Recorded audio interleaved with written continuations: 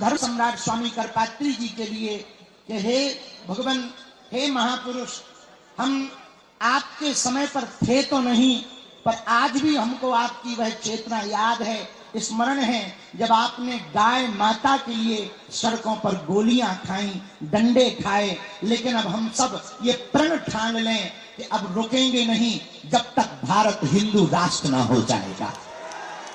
भारत हिंदू राष्ट्र होगा तो गाय माता राष्ट्र माता होगी, भारत हिंदू राष्ट्र होगा तो सनातन संस्कृति का प्रचार होगा।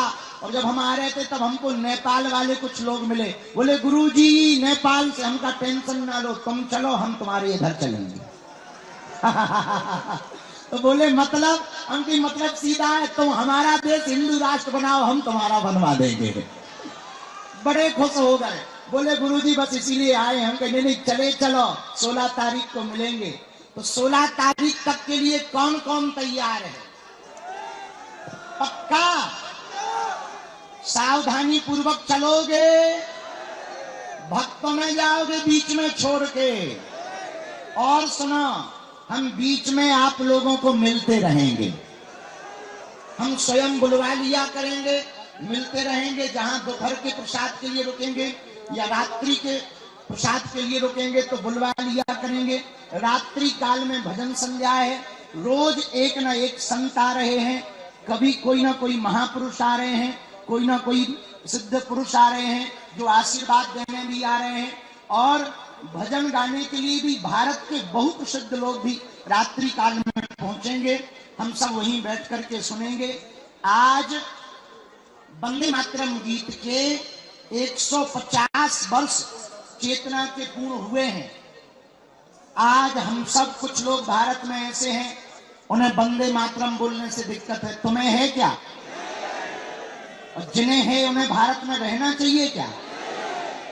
जिन्हें वंदे मातरम से दिक्कत हो, लाहौर नजदीक है, खिसक लो। आओ आओ। अरे भाई तुम खाते भारत का हो, गाते पाकिस्तान का हो, ठटवी के भरे। तो वंदे मातरम बोलने से जिनको दिक्कत हो वो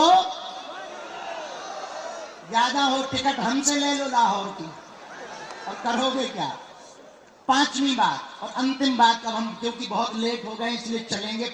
हाँ सुनो, धर्म ध्वज आगे चलेगा, हम ऐसे ऐसे आगे आ रहे हैं, तुम लोग भी भगदड़ न मचाना, सीधे चले चलना, ठीक है? और हमने देखा कुछ लोग आगे ही निकल गए, उन्हें समझाइए जो मिले रास्ता में। हम जब आ रहे थे हमसे आगे पूरी चाट पकौड़ी पूरे नाश्ता उन्हें धर ली। हाँ, हम देखा था केवल दोना उड़ने लगे थे। हमने कहा यहाँ क्या है? 5 किलोमीटर पहले ही पहुंच गए।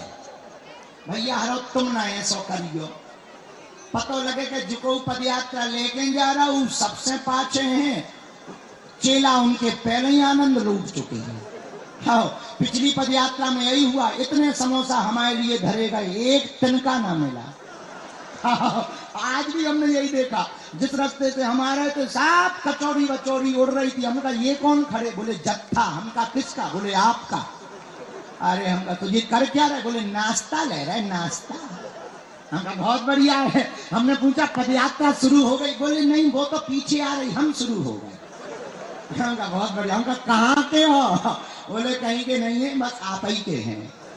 अब उन्होंने बल्कि नाम तो बताया, लेकिन वहां का नाम लेंगे बदनाम हो जाएंगे, काहे को बोले अपन, अभी उनको बुरा लगेगा। तो सब लोग भैया आगे, लोग अपनी सड़कों पर उतर कर फ्रांस को बचाने के लिए सड़कों पर उतर सकते, इंग्लैंड के लोग अपनी देश को बचाने के लिए सड़कों पर उतर सकते, तो हम भारतीय क्यों नहीं अपने भारत को, सनातन को बचाने के लिए सड़कों पर उतर सकते? किसी ने हमसे कहा बाबा यात्रा से दंगा होगा। हम कहा दंगा वाले ठटवी के बड़े दूसरे हैं, इसमें गंगा बहेगी। ये दंगा के लिए नहीं, गंगा के लिए पदयात्रा है। ये तनातनी के लिए नहीं, सनातनियों के लिए पदयात्रा है। हम किसी के विरोध में नहीं हैं, हमें मुसलमानों से भी दिक्कत नहीं, ईसाइयों से भी दिक्कत नहीं, पर यदि वो गजवाए हिंद कहेंगे तो हम भगवाए हिंद बना के रहेंगे। यदि वो सर तन से जुदा करने की बात करेंगे तो जो अभी पाकिस्तान में 9 जगह फटाके फूटे वो उनके हमारे पास फटाके तो है नहीं है, पर देश की सेना तो फोड़ ही सकती है। तीसरी बात और सुनो, 1947 में एक विशेष मजहब मुसलमानों के द्वारा मांग हुई कि हम भारत में नहीं रह सकते। अच्छी बात है, उनके लिए अलग टुकड़ा बना दिया, नाम हुआ पाकिस्तान। क्या हुआ? पाकिस्तान। ठीक हुआ, अच्छी बात है, बट ही गया। लेकिन अब जो शेष बचा भारत, उस भारत में जहां 80% हिंदू रहते हैं, वो तो हिंदू राष्ट्र हो जाए। जब पाकिस्तान इस्लामिक राष्ट्र हो सकता है, 65 से ज्यादा देश इस्लामिक देश हैं, 95 से ज्यादा देश ईसाइयों के देश हैं, एक देश यहूदियों का है, एक देश बौद्धों का है, तो पूरी दुनिया, Burma, Indonesia, Cambodia, Fiji, Mauritius, Bharat, Nepal, इन देशों में रहने वाले हिंदुओं के लिए एक देश होना चाहिए। आज नहीं कल होगा। किसी ने कहा बाबा हिंदू राष्ट्र की डेडलाइन क्या है? हमने कहा जिस दिन तुम्हारे जैसे पढ़े लिखे नक्कटा हिंदू राष्ट्र की मांग करेंगे, उसी दिन भारत हिंदू राष्ट्र हो जाएगा। चौथी बात, बहुत विनम्रता पूर्वक सुनो, हम लोग ये पदयात्रा जो कर रहे हैं, लड़ाई के लिए नहीं, हम तलवारों की लड़ाई पर भरोसा नहीं करते, विचारों की लड़ाई पर भरोसा करते हैं। पूरी पदयात्रा में हम लोगों को किसी के खिलाफ नहीं बोलना, केवल हमें अपना घर संभालना। अपना घर है जो हम भेदभाव में फंसे, छुआछूत में फंसे, ऊंच नीच में फंसे, अंगड़ा पिछड़ा में फंसे, इनसे ऊपर उठकर 14वीं शताब्दी में रामानंदाचार्य भगवान ने जो कहा था, जात पात पूछे नहीं कोई, हरि को भजे सो हरि को होई। हम लोगों को इसी बात को पकड़कर चलना है। सुबह से लेकर सायंकाल तक नाम कीर्तन करते हुए चलना है। एक बात हम पक्की कह रहे, आप लोगों का यह पुरुषार्थ, आप लोगों का यह त्याग, आप लोगों की यह मेहनत व्यर्थ नहीं जाएगी। आने वाले समय में जब भारत हिंदू राष्ट्र होगा, तो तुम्हारे भी नाती पोता चिल्लाएंगे कि हमारे बब्बा भी पदयात्रा में गए थे। जैसे बाबरी मस्जिद का ढांचा ढहा था और राम मंदिर बना था, तो उसमें दीदी माँ की चर्चा, पूज्य हमारी बुआ जी की चर्चा आज तक होती। बोले कौन आया? बोले शेरनी आई है। कौन? बोले पूज्या दीदी माँ, जिन्होंने ललकार कर ढांचा को गिरा दिया, बाबर की जगह रघुवर का नाम छपा दिया। तो कालांतर में जब हिंदू राष्ट्र बनेगा, तो आपके नाती पोता पनिया पप्पू, जो छोटे छोटे पीढ़ी दर पीढ़ी होगी, तब वो कहेंगे कि जब हिंदू राष्ट्र का बिगुल बजा था, तो हमारी बहू भी गई थी, हमारे बब्बा भी गए थे। इसीलिए इस पदयात्रा को पूर्ण धार्मिक रूप से रखना, विनम्रता पूर्वक चलना, लाइन में चलना, प्रशासन की बात मानना, कोई अस्त्र शस्त्र लेकर ना जावे, किसी दूसरे संप्रदाय के पूजा पाठ के स्थलों पर हमें किसी भी प्रकार का उपद्रव नहीं करना है, बहुत विनम्रता पूर्वक। और हमें लगता है कि निश्चित है कोई विधर्मी पदयात्रा 80 करोड़ हिंदुओं की है। भारत में रहने वाले 150 करोड़ भारतीयों के हित के लिए 150 किलोमीटर की पदयात्रा है। इस देश में रहने वाला प्रत्येक व्यक्ति सनातनी है, जो सनातनी नहीं है वो तनातनी है। इस भारत में जन्म लेने वाला व्यक्ति सनातनी है।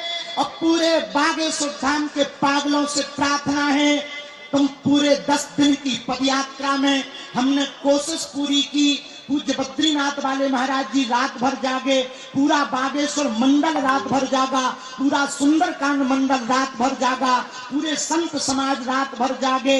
हम सबने कोशिश की कि तुम्हें व्यवस्था में कोई कमी ना हो, पर इन 10 दिनों में व्यवस्था नहीं, आस्था देखना। इन 10 दिनों में तुम व्यवस्था देखने मत चलना, सनातन का धर्म जो ध्वज देख करके चलना। धक्का लगेगा, थोड़ी दिक्कतें आएंगी, कई बार तुम्हें कंबल ना मिलेंगे, पर तुम डटना नहीं, तुम हटना नहीं, डटना, तुम उलझना नहीं, सुलझना, तुम चलते रहना, क्योंकि चलोगे नहीं तो हिंदू एक नहीं होगा, और हिंदू एक नहीं होगा तो भारत हिंदू राष्ट्र नहीं होगा। कौन कौन भारत को हिंदू राष्ट्र होते देखना चाहते हैं? कौन कौन हिंदू एकता चाहते हैं? तो कोई रोकेगा तो तुम रुक जाओगे, कोई विरोध करेगा तो क्या तुम डर जाओगे? व्यवस्था नहीं मिलेगी तो क्या तुम भग जाओगे? कौन कौन वृंदावन तक, बांके बिहारी तक चलना चाहता है? पक्का पक्का पक्का। हम भी वचन दे रहे, आप कदम से कदम मिलाकर चलो।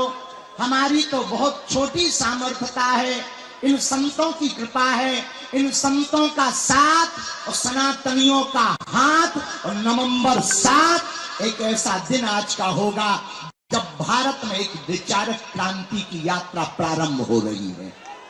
यह यात्रा विचारक क्रांति की यात्रा है। यह यात्रा काष्ठवाद को शून्य करके राष्ट्रवाद को बढ़ावा देने की है। इस यात्रा में हम लोग 10 दिनों तक रोज सुबह राष्ट्रगान, हनुमान चालीसा के साथ अपनी पदयात्रा 7 संकल्प लेकर प्रारंभ करेंगे, और नाम जप करते हुए धर्म ध्वज आगे चलेगा, उसके पीछे हम सब चलेंगे। धर्म ध्वज के साथ साथ चलेंगे, धर्म ध्वज से आगे नहीं चलेंगे। जहां जहां विश्राम होगा वहां अखंड कीर्तन होगी, जहां जहां विश्राम होगा वहां पर गौ माता का पूजन होगा, जहां जहां विश्राम होगा भोजन और भजन दोनों की व्यवस्था होगी। इन 10 दिनों में हमको एक बात याद रखना है, बालाजी का मिलन बांके बिहारी से हो रहा है, यमुना मैया का मिलन वृंदावन वाली यमुना जी से हो रहा। माया और शक्ति की नगरी से यह यात्रा माधव और भक्ति की नगरी वृंदावन तक जाएगी। बोलो जय सिया राम, जय सिया राम, हरे हरे। भारत हिंदू राष्ट्र की, सत्य सनातन धर्म की, गौ माता की, छुआछूत की करो विदाई, हम सब हिंदू। छुआछूत की करो विदाई, हम सब हिंदू। भेदभाव की करो विदाई, हम सब हिंदू। हम सब हिंदू, हम सब हिंदू। अब लोग हमसे आज पूछ रहे थे कि बाबा पदयात्रा से क्या होगा। सुनो, एक तो हिंदुओं का डर खत्म होगा, दूसरा हिंदू एक होगा, तीसरा पूरी दुनिया को हिंदुओं की ताकत का पता लगेगा। भी देखा जाओ इज्जत, छोटे से बच्चे के प्राण लोगे क्या? इसलिए पहले हमको चलने देना, तुम भी चलो चलो, संत महात्मा आगे, फिर हम, फिर तुम और अपन साथ चलेंगे। जो आगे निकल गए उन्हें समझा देना, ठीक है? और अपना सामान सुरक्षित रखना, प्रेम पूर्वक चलना। हाँ, हम अंतिम बात बताना भूल गए थे। अंतिम बात यह है, किसी ने हमको आते आते कहा, कुछ लोग कह रहे हैं कि पदयात्रा बीच में रुक जाएगी। सुनो, जब तक तन में प्राण है तब तक तो ना रुकेगी। इसके बाद में हम फिर आत्मा बन के बताएंगे। हाँ, और अपन अगर आत्मा बन के आ गए तो कोनो भी ताबीज भी काम नहीं करने हैं। कैसे अपन भी ताबीज ही बनाई था। इसलिए बिल्कुल मन में भय मत रखो, 1% भय ना रखो। तुम्हारे पाछे रहियो, हम आगे हैं। तुम चिंता मत करो, तुम तो चलो, डटे रहो, अड़े रहो, अड़ग रहो। तनातनियों की छाती पर सनातनियों का ध्वज लहराएगा। जैसे बुआ जी ने कहा था, हिंदुओं राम राज फिर आएगा, घर घर भगवान। जब हम वृंदावन पहुंचेंगे तब कहेंगे, रामलला के लिए हम लोग, जब बुआ जी कहीं और जब सब संत बोलते थे ना, रामलला हम आएंगे, रामलला हम आएंगे। अब तो बन ही गया। अब तो दूसरा कहेंगे, कृष्ण लला हम आएंगे, माखन मिश्री, कृष्ण लला हम आएंगे, कृष्ण लला हम आएंगे। भेदभाव की करो विदाई, भेदभाव की करो विदाई। मंच पे बहुत लोग चढ़ गए, हमारे सेवादार कम हो जाओ, तुरंत कम हो जाओ। सेवादार आधे तो फोटू चढ़ जाए, ठटरी के बजे कम हो जाओ, और उस तरफ से भी कम हो जाओ, कम हो जाओ, कम हो जाओ। दोनों हाथ उठा के बोलो, हर हर महा